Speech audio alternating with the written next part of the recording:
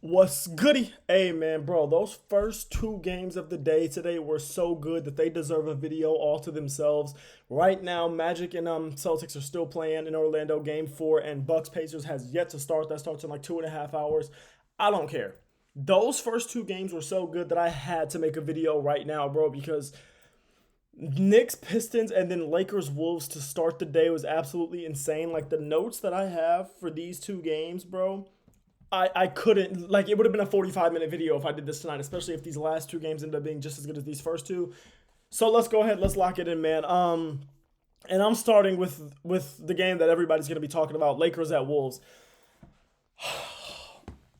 I don't even know where to start. The Lakers cannot really play better. Like realistically, unless you expect for every single player to have a perfect game, the Lakers can't really play better than they played today.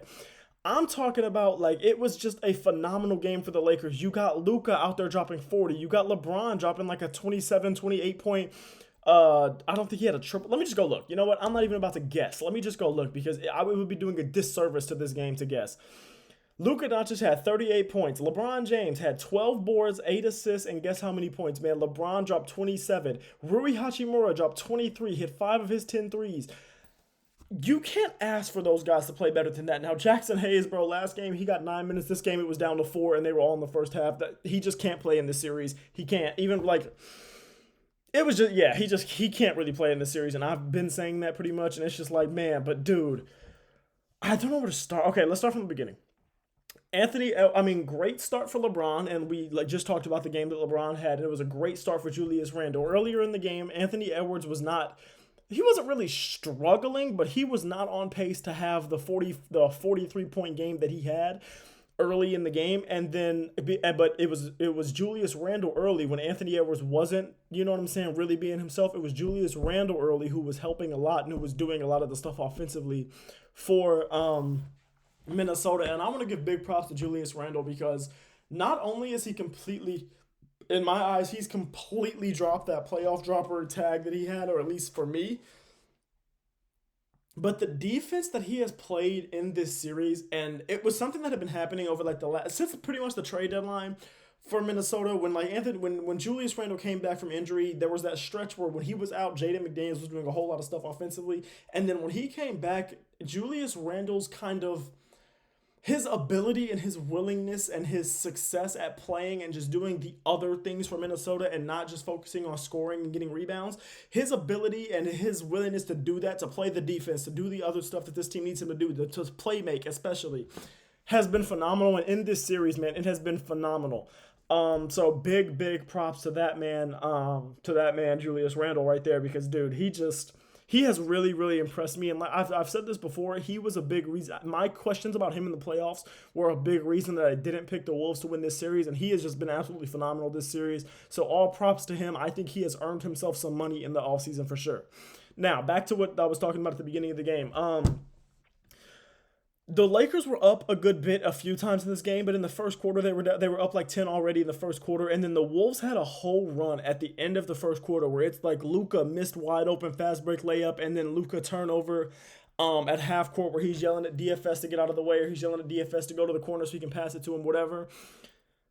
And then the Wolves ended up scoring both times off of that. I think one of them was like free throws, and then one of them was just like a plain up, it was a straight up score. That whole stretch that the Wolves had to get a little bit of momentum ending the first quarter, and even though they were still down, they just needed that momentum badly.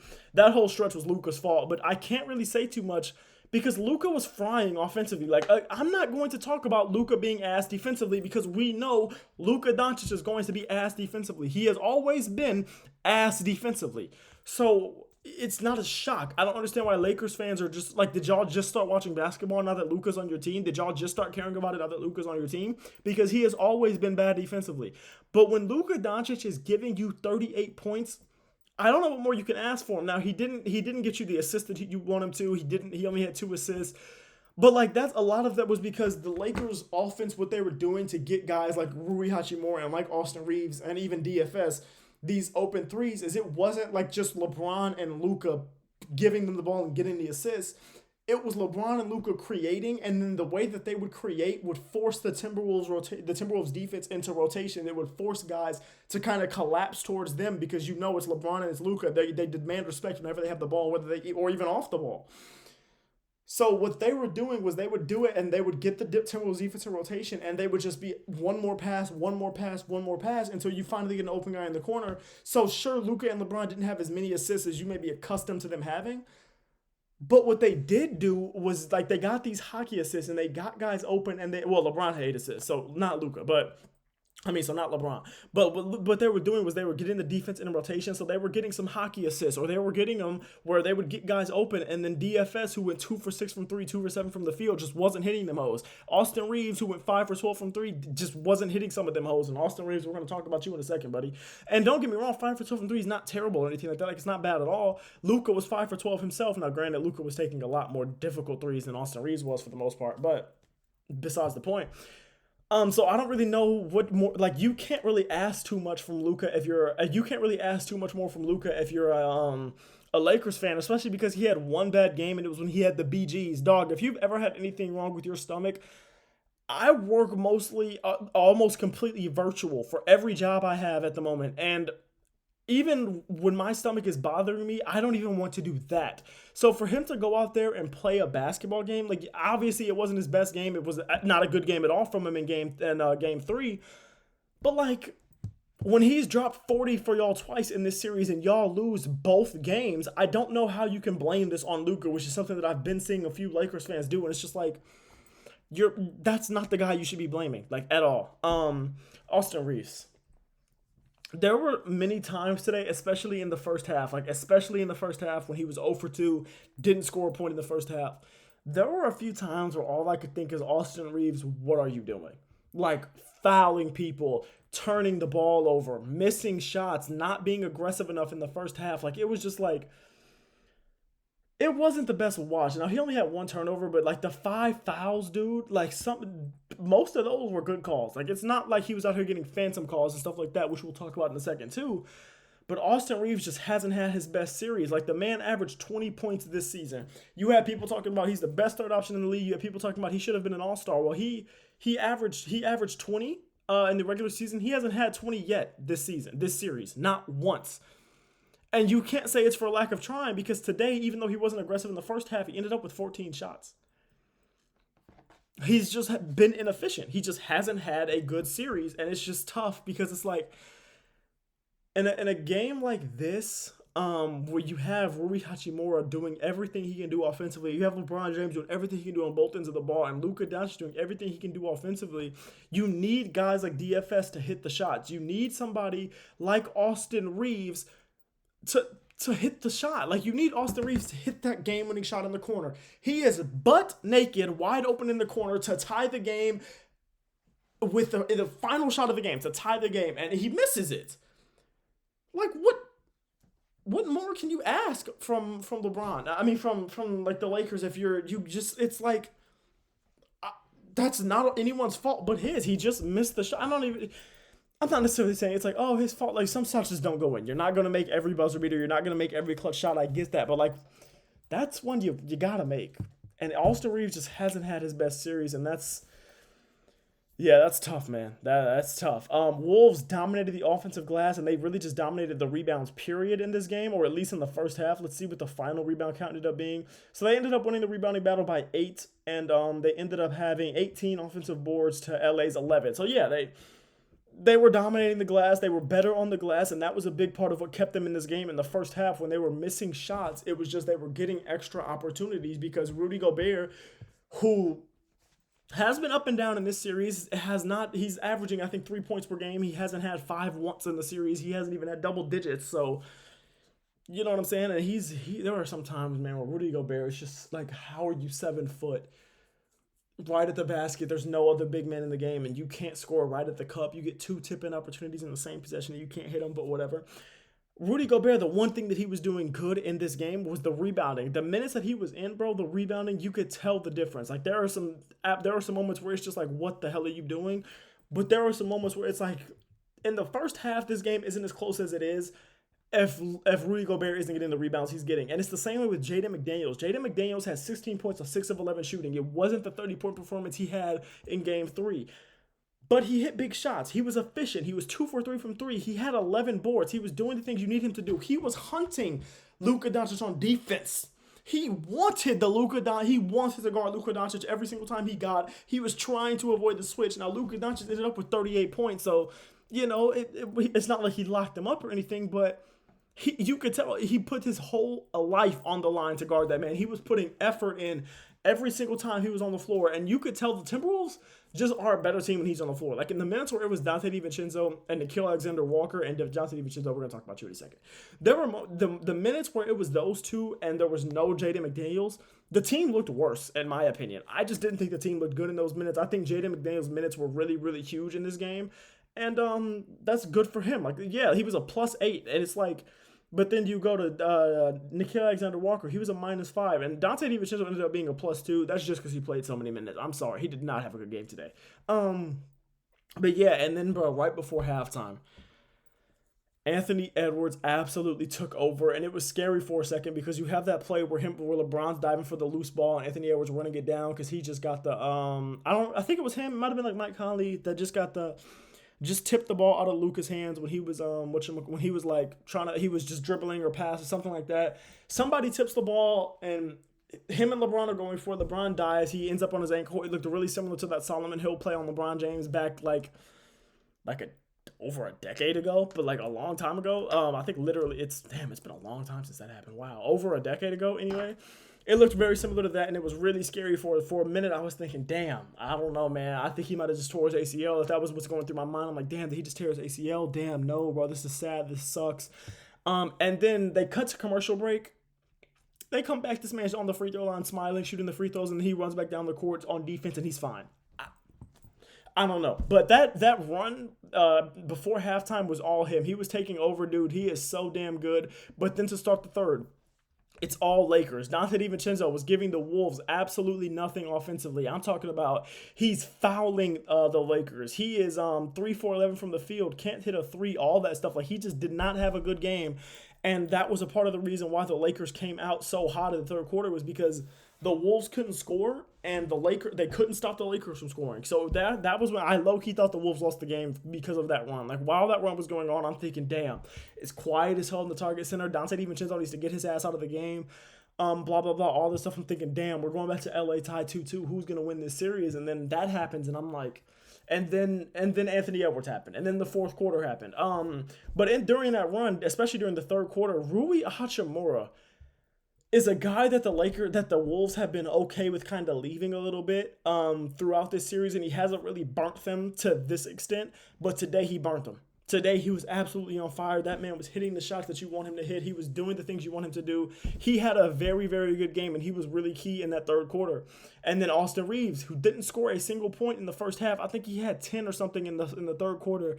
And that was his best quarter of the game. He came alive, and that was when the Lakers were rolling. When you have Rui Hachimura and Austin Reeves hooping at the same time, where you get LeBron and Luka Doncic, who are both still doing what you need them to do, but they don't have to have the whole world on their shoulders because Austin Reeves is hitting when you swing it to him, and Rui Hachimura is hitting when you swing it to him.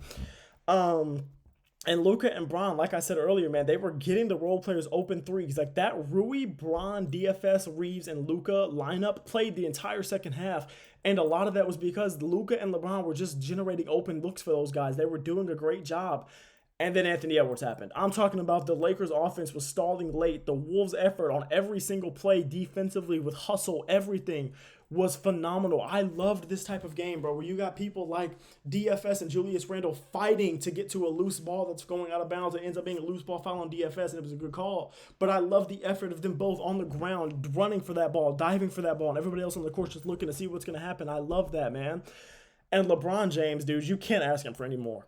In the clutch, his defensive plays were so phenomenal. I'm talking about he's getting a steal, he's getting a block, and that play where it's like 20 seconds left, they call the foul on, or they don't call the foul on LeBron. They say it's off on Anthony Edwards, and then the Wolves challenge.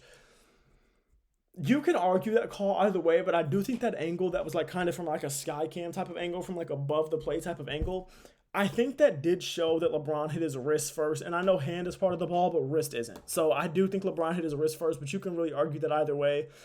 But yeah, man, Lakers can't play better than that. Anthony Edwards, dog, just absolutely took over in clutch moments of this game, and not just in the fourth quarter, but like throughout the entire game. Every time the Wolves needed something, it was Anthony Edwards doing it. Naz Reid, 4 for 7, 12 points, phenomenal game from him. He didn't even have to do that much offensively, but that big three he hit in the fourth quarter, where Luka's coming, where he's running behind Luka. On a little transition opportunity, and Luka goes to Ant, who's already being guarded by Austin Reeves, instead of picking up Naz Reid, and Naz Reid cashes that hole from like 27 feet. Huge shot. Massive shot. So that's just phenomenal. We'd love to see that, man. But yeah, DFS, worst game of the series. I already talked about him a little bit. So now let's go ahead and let's move on to Pistons Knicks. And I'm going to start with the ending of this game. This was a phenomenal game, but the ending of it was terrible, dude. Like, Cade Cunningham, first of all, before I even get into the foul or no foul, Cade Cunningham has to hit that. He has to hit that mid-range. He gets separation. He gets himself open. You have to hit that mid-range to win the game. You're down one. You get the shot you want. It's Cade Cunningham on ice, so he does a little behind the bag, pull back, and he bricks it. And then they get the offensive rebound. And I'm sorry. I don't care what anyone says. That's a foul. I'm one of those people that believes that a ref calling a bad foul at the end of a game is just as much a ref taking over the game as a ref not calling an obvious foul. Those two things are just as equally the refs taking over the game and the refs deciding the game. And I didn't like it, especially when the 2-minute report comes out and the refs are like, oh, oopsies, my bad. That was more than marginal contact. Should have been a foul. Tee-hee. What does that do? What does that do for the Pistons? Now they're down 3-1. It's over. They didn't win a game at home. They're down 3-1. They had chances to win both games. They lose both games.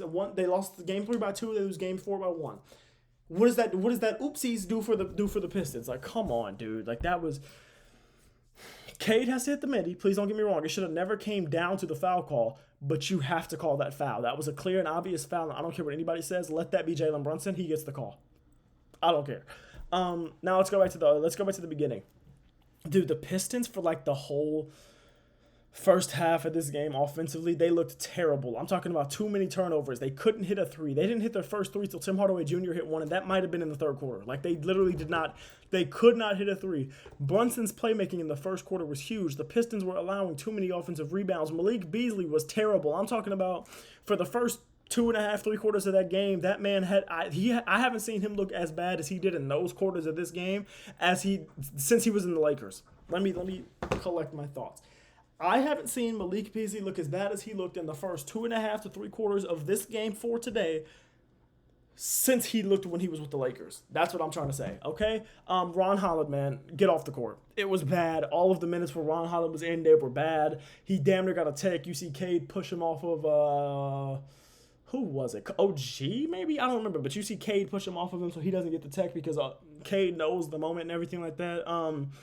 But then just before the half, man, the Pistons go on a much-needed run. They go on a much-needed run before half. They rode that momentum to get the lead in the third, which was huge for them. Cade Cunningham was coming up with clutch blocks, man. Tobias Harris, his energy on Cat, especially like for the first 3 quarters of the game, phenomenal. He was hooping. His defense on Cat and his energy, the way that he was getting Cat flustered, the way that he was just getting Cat out of his comfort zone was so massive for like the first 3 quarters of that game. We'll talk about Cat for that last quarter because he ended up going off in that last quarter. But for the first 3 quarters of that game, dude, I was loving the things that Tobias Harris was doing. He had a phenomenal game. It's unfortunate that he was in foul trouble because I do think him being in foul trouble allowed for the Knicks to get some things that they probably wouldn't have gotten had he not been, because the man scored 18 points. He didn't even hit a 3 and he had 18 points. He had 8 boards. Like, he just had a good game. Jalen Duren didn't give them much of anything offensively, but the 17 boards he had were phenomenal. Cade Cunningham, 25 and 10. It was an inefficient 25 and 10, but it's 25 and 10 nonetheless. Tim Hardaway Jr. You hit some big shots late. You hit like 2 big threes late in the game. Please do not get me wrong. But 16 points on 14 shots, or 14 points on 16 shots, 13 of them being threes, you only hit 4 of them. Not good enough. It's not good enough. Malik Beasley, you came alive in like late in the third quarter, and then into the fourth quarter you kind of rode that momentum, but it wasn't enough, dude. You have not had a good game this entire series. Like, genuinely, maybe you might have played okay in game 1. You have not had a good game this entire series, dog. 5 for 12, 3 for 9 from 3, 13 points. It's not enough. The way you were talking all that trash You've talked so much trash in this series. You've talked so much trash in the regular season. For you to come out in this series and do damn near nothing positively is really bad, man. Jalen Brunson gets it looked like an ankle injury, a lower like right leg injury. He limps off. He goes to the locker room. He comes back. As soon as he checked back in the fourth, he took over. I'm talking about he was absolutely going nuts in the clutch. And every time that the Knicks and Pistons have been in a clutch game, you have seen Jalen Brunson take over and prove why he was the clutch player of the year. Now, that last layup was terrible. They should have been up 3 because the Pistons made a mistake and let Jalen Brunson get in front of them and let Jalen Brunson just smoke the layup on that sideline out of bounds. They should have been up 3 going into that final possession. But he missed the layup. Now, like I said, he was phenomenal in the clutch, so I'm not going to hit on him too much for that missed layup, especially because they ended up winning, but you damn near sold. You damn near sold. Cat in the final 2 minutes, dude. That pull-up 3 that was damn near from the logo, whole group chat's talking about, who does this man think he is? And I'm with him. I'm like, Cat? Doing that? That rhymed. But Cat doing that, bro, I was like, who does this man think he is right now? Damn, Drew Holiday's out again. I'm recording this video, so I'm not super locked into this game. I just see him on the bench and zooming in on him. But, bro, like, I was like, Karl-Anthony Towns, who do you think you are? And when he made that hole, I knew the Pistons lost. As soon as Karl-Anthony Towns made that, I was like, and he did some other crazy things a few plays before that, too, where he was just having a great stretch from, like, the 2 minute to, like, the 1 minute and 45 to, like, the 2 minute. From the 2 minute mark to like the 45-second mark or maybe the 1 minute mark in the fourth quarter of this game, he was phenomenal. So big ups to him. And Cade Cunningham, man, second Piston ever with the playoff triple-double. I think it's him and was it Isaiah Thomas? I think it's him and Isaiah Thomas. Congrats to you. Unfortunately for you, you lost and you're down 3-1 and the series is over. But man, great game so far. I'm about to go finish watching Celtics Magic, which is a 3-point game right now at the end of the first quarter. Let's see what's going to happen. Hold on. Well, let's get a live reaction of this. Derek White dribbling it out. 6 left on the shot clock. Derek White has the ball. Screen and roll, high screen and roll. Derek White gets to the cup and makes the layup. So Celtics are up 5. Magic have the ball. 5 seconds left. Anthony Black has it. He gets straight to the lane and he makes the layup. Yeah, that was too easy. Nobody was there to stop, pick up ball. What? But anyways, I'm going to go finish watching this game. We're going to watch Pacers-Bucks, and then we'll see if y'all get another video tonight. If these last 2 games are worthy of a video tonight, you'll get one. But I had to make a video about this one. I couldn't just sit on it, bro. I had to pause. But I couldn't just wait. You know what I'm saying? Like, these first 2 games were so good that I couldn't just wait. And I knew y'all would want to hear about it ASAP. So, yeah, man, love y'all. Appreciate y'all. Thank you for watching. All glory to God as always. And I hope y'all are enjoying this great day of basketball, man, because God has blessed us with a phenomenal day of hoops. All right? All right.